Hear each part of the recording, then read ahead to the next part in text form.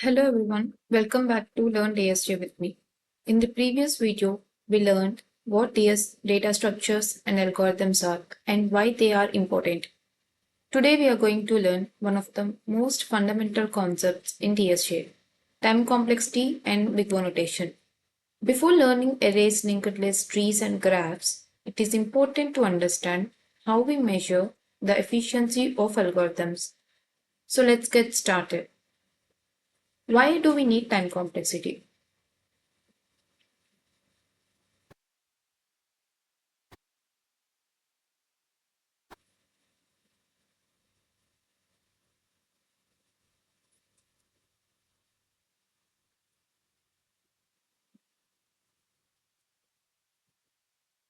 So, suppose we want to find a number in an array.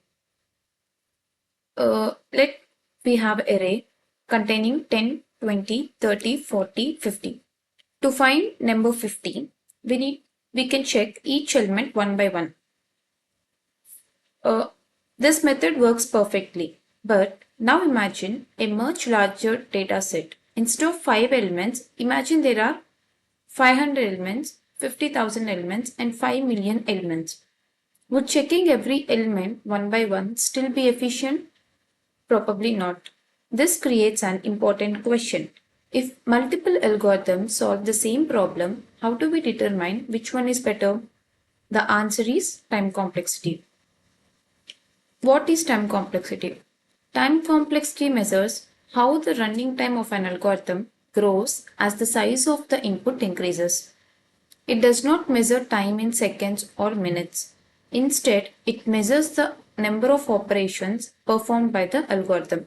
For example, if an algorithm performs 10 operations for 10 minutes, for 10 elements, or it takes 100 operations for 100 elements, or 1000 operations for 1000 elements, then the number of operations grows directly with the input size. This growth is called time complexity. Why don't we measure actual time? You might wonder, why not simply measure the execution time in seconds? Consider two computers. Computer A is very powerful, computer B is slower. The same algorithm may take for computer A 1 second and for computer B 3 seconds. The execution time changes depend on the hardware. Therefore, actual time is not reliable way to compare algorithms. Instead, we analyze how the number of operations grows as the input size increases. This gives us a machine independent measurement. Here we have best case, worst case, and average case. Let's consider linear search. In an array, we have 5 elements. Suppose we want to find number 10. The element is found immediately. Only one comparison is required. This is called the best case. Now suppose we want to find number 50. We must check every element. This requires 5 comparisons. This is called the worst case. The average case lies somewhere between these two situations. In algorithm analysis, we usually focus on the worst case because it guarantees the maximum amount of work an algorithm may perform. Okay, so now what is big O notation? Big O notation is a mathematical notation used to describe the growth rate of an algorithm. Instead of counting exact operations, we describe how the algorithm behaves as the input size becomes very large. Here we can see some common big O complexities. Big O of 1, big O of log n, big O of n, big O of n log n, big O of n square, n cube, 2 power n. As programmers, we generally try to design algorithms with smaller growth rates. Here we can see big O of 1 is a constant growth rate, so it is the best case. And big O of log n is logarithmic, so it is a bit slower. Big O of log n, big O of n is linear, so it is bit slower. So here we can see the hierarchy of the time complexities. Now, The first one is big O of 1, which is constant time complexity.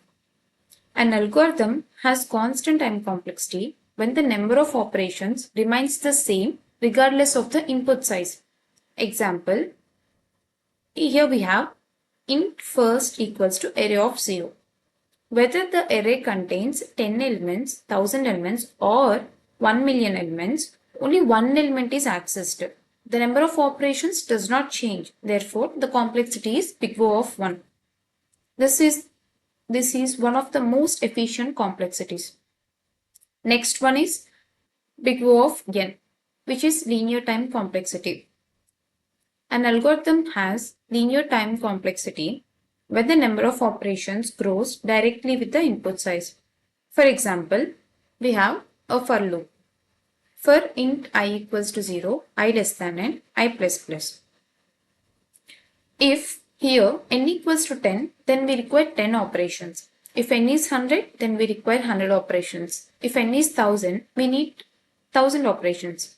Here the number of operations increases proportionally. Therefore, the time complexity is big O of n. Next is big O of n square, which is quadratic time complexity. Quadratic complexity usually occurs when nested loops are used.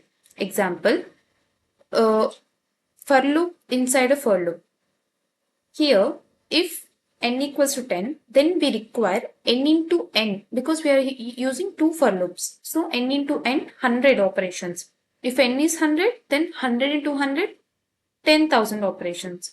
Here the growth becomes much larger. Therefore, the complexity is big O of n square.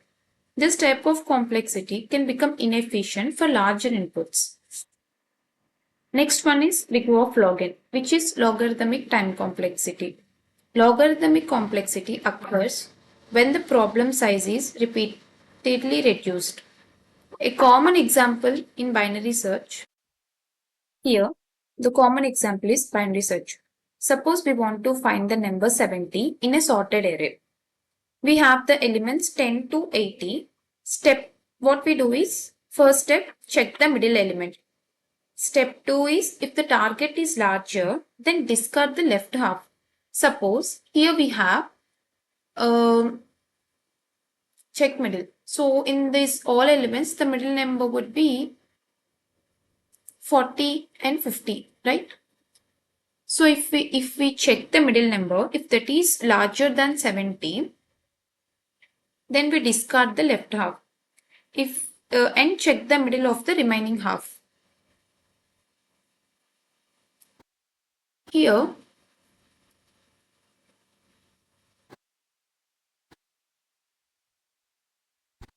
step 1, we check the middle element.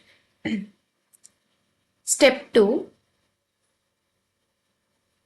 the middle element is smaller. So we discarded the right half and this is the left half. In this we check the middle element,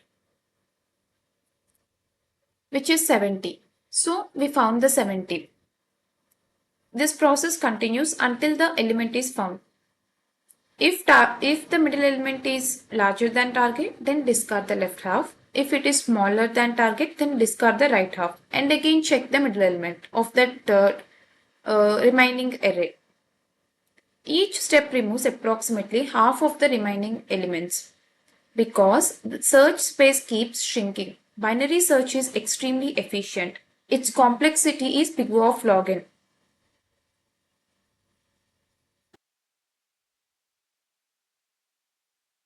Now, comparing different complexities, let's imagine an input size of 1 million, which is big O of 1, approximately one operation. If the time complexity is big O of log n, then it takes approximately 20 operations. If big O of log n, then it approximately takes more operations. Likewise, the comparison shows why algorithm efficiency is so important. Even small improvements in complexity can dramatically improve performance. Next, real-world applications. Time complexity plays a major role in Google search, YouTube recommendations, Instagram feeds, GPS navigation systems, artificial intelligence, operating systems, e-commerce platforms. These systems process massive amounts of data and require high efficient algorithms. Here we can see in Google search there are indexes millions of pages instantly using big O of login structures. And in YouTube recommendations, graph algorithms analyze millions of videos per second. And here in e-commerce platforms, search, sort, and recommendation engines handle millions of SKUs. So here, let's recap today's lesson. Time complexity measures how the number of operations grows as input size increases. We use time complexity instead of actual execution time because it is independent of hardware. Big O notation helps us represent algorithm efficiently. We learned that types of Big O notation, different time complexities. Big O of 1, which is constant time, Big O of login, logarithmic time, Big O of n, linear time, and Big O of n square, quadratic time. As programmers, our goal is not just to make programs work, but to make them work efficiently. In the next video, we will begin our first data structure, arrays. Thank you for watching and let's continue DSA, learning DSA together.